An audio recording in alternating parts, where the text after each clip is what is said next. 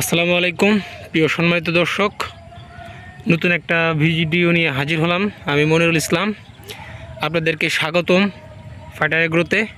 তো আমরা অনেকেই এই বর্ষা মৌসুমে মরিচ চাষ করছি। তো মরিচ চাষ করার পরে সার প্রয়োগ করতে হয়, সেগুলোর ভিডিও আমি আমার ইউটিউব চ্যানেলে দিয়ে দিছি। তো আপনারা দেখতে পারেন সেগুলা। এবং কি মরিচ গাছের প্রোটেক্ট করতে হলে এখন যে মৌসুম, সে মৌসুমে কিন্তু বাতাস হবে, দমকা হাওয়া হবে, এদিক থেকে সেদিক বাতাস বইবে এবং সের জন্য কিন্তু গাছ কিন্তু হেলে যাবে। তো এই গাছগুলা হেলে গেলে কিন্তু আপনার পরবর্তীতে এই গাছ সোজা হওয়া বা মরে যাওয়া, এগুলার কিন্তু খুব প্রবলেম হয়। মরে যাওয়ার সম্ভাবনা অনেক থাকে বা মরে যায়, যেগুলো আমার এই ক্ষেতে কিছু কিছু গাছ মরে গেছে।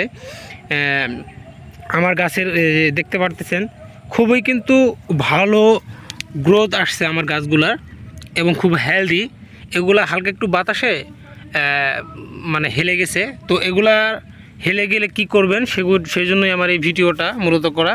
তো আপনারা এই যে দেখতে পারতেছেন, আমি কিন্তু খুঁটি কাটতেছি, প্রত্যেকটা মরিচ গাছের পাশে খুঁটি গেড়ে দিতেছি। এবং কি যে পাটের সুতাগুলা পাওয়া যায় বাজারে, পান কেনার সময় অনেকে দেখতে পারবেন চিকন পাটের সুতাগুলা দিয়ে এভাবে আপনারা বেঁধে দিতে পারেন। হালকা করে বেঁধে দিলে গাছগুলা সোজা থাকবে এবং কি বাতাস হইলে বাতাসে গাছ হেলে পড়বে না। তো আমার ক্ষেত্রে কিন্তু আমি এই যে প্রত্যেকটা গাছের পাশে কিন্তু খুঁটি গাড়া শুরু করে দিয়েছি। তো আমার খুঁটির পরিমাপ হচ্ছে 1 ফিট 4 ইঞ্চি মতো করছি। তো এগুলো এভাবে খুঁটিগুলো করলে গাছ একটু বড় হলে পরে আপনি আবার যদি কোনো গাছ হেলে যায় সেক্ষেত্রে আপনি বেঁধে দিতে পারবেন। আবার যে সব গাছের সেম অবস্থা বা একই মাপে আছে তা না, কিছু কিছু গাছ আছে ছোটো, সেগুলো বড় হওয়ার পর আপনারা বেঁধে দিতে পারবেন। তো সেই জন্যই প্রত্যেকটা গাছের পাশে এইভাবে করে খুঁটি যদি গেড়ে দিয়ে এবং বেঁধে দেন, তাহলে আশা করি গাছ পড়বে না এবং গাছগুলো ভালো থাকবে। আর বাতাসে কিন্তু গাছ বেশি নষ্ট করে। তো আপনারা আরেকটা বিষয় বেশি লক্ষ্য রাখবেন, যাতে মরিচ গাছে এই মৌসুমের সময় কখনোই এই ড্রেনগুলা যেগুলো দেখতেছেন এগুলাতে যেন পানি আটকে না থাকে। পানি যদি আটকে থাকে তাহলে কিন্তু গাছ মরে যাবে।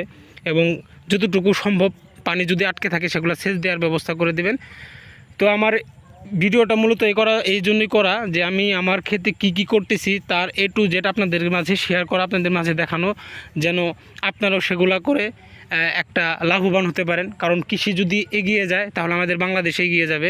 তো এর জন্যই কিন্তু আমার মূলত এই ভিডিওগুলো করা। আমি আশা করি পরবর্তীতে যত রকমের যা কিছু করব, সব ধরনের ভিডিও আপনাদের মাঝে উপস্থাপনা করব। আমি আরেকটা ভিডিওতে বলছিলাম যে প্রত্যেক সপ্তাহে অবশ্যই মরিচ গাছে বিষ স্প্রে করবেন। কারণ রোগ হওয়ার পর কোনো বিষ প্রয়োগ করলে সেটা কি পরিমাণ কাজে লাগবে সেটা আপনিও ভালো জানেন এবং সবাই ভালো জানে।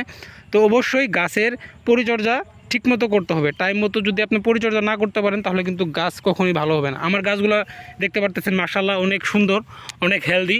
এই যে আমি ক্লোজ করে দেখাতে পারি, এই যে আমার গাছগুলা খুবই কিন্তু সুন্দর। এবং কি এই গাছগুলাতে দেখতে পারবেন আমার অলরেডি মরিচের যে জোয়ারটা সেগুলো আসা প্রায় আসবে, শুরু হয়ে গেছে। অনেক গাছগুলাতে চলে আসতেছে। তো অবশ্যই পরিশ্রম করলে আল্লাহ তাআলা তার প্রতিদান অবশ্যই ভালো কিছু দিয়ে থাকে।